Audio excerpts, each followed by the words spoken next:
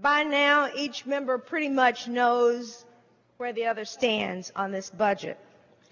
And I don't believe for a moment that anything that I say at this mic, or for that matter, anything that anybody else says at this mic at this time, is going to change anyone's mind here today. But my comments really honor the advice that my dad gave me years ago.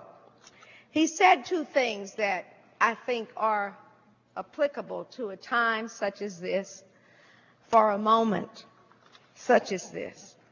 What he told me, and I'm sure it was not an original thought, but what he said to me is that if you ever get to a place where people will listen to you, you no longer have the luxury of speaking for yourself, but you must speak for those who have no voice.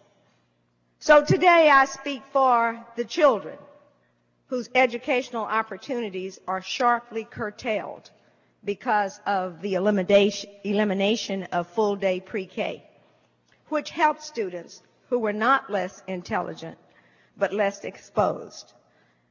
That, in view of the fact that we know if we invest $1 in early childhood education, the dividend is $7. The elimination of the $223 million in funding not only hurts the future of these young children, it hurts the future, the prosperity, and the competitiveness of our state. I speak for the students who will not get to college because we're cutting back on financial aid.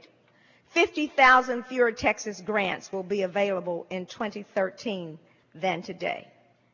We are cutting funding for universities, fewer dollars for financial aid, cutbacks in college funding, cutbacks in tuition dollars, amounts to a severe setback for those who would seek a college education.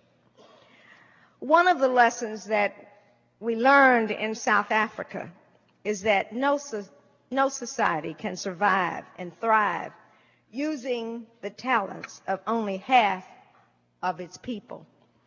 And that's where we're headed with this bill. I speak for the 90,000 plus school employees who will lose their jobs.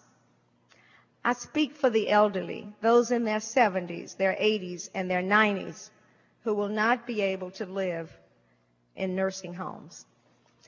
And for those who would like to live at home and will perhaps be subject to heat strokes because we are reducing the discounts on utility bills.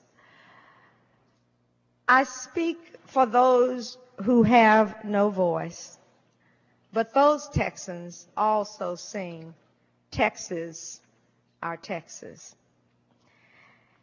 And then my dad said, some things are worth fighting for, even when you know you can't win. And so I fight for Texas tonight and its residents and those who are the least of those. And I believe that we will rue the day that we took many of the actions that we're taking in House Bill 1. And we feel the ill effects of the dismantling of our infrastructure, I believe, for years to come. Just because you can do something and just because you have the numbers to do that something doesn't mean that you should. Yes, we have less revenues, and yes, we have fewer resources, and yes, we had to do some cutting, but we could have done better. Our approach was not as balanced as it might have been. We needed a combination of cuts, of new revenues, and more of the spending of the rainy day fund. The question that I like to ask myself at the end of the day is, are the people of Texas better off because of the action that we're taking here tonight on this budget? I cannot say that Texans will be healthier. I can't say that they're going to be better educated. I cannot say that the least of those are no worse off. The children, the elderly, the college students, in my mind, are all worse off. What I can say is this is a day of reckoning, in my view.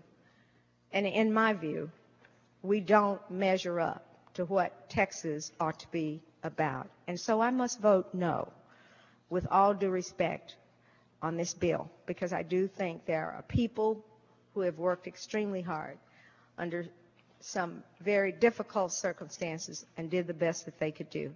But tonight, our best simply isn't good enough.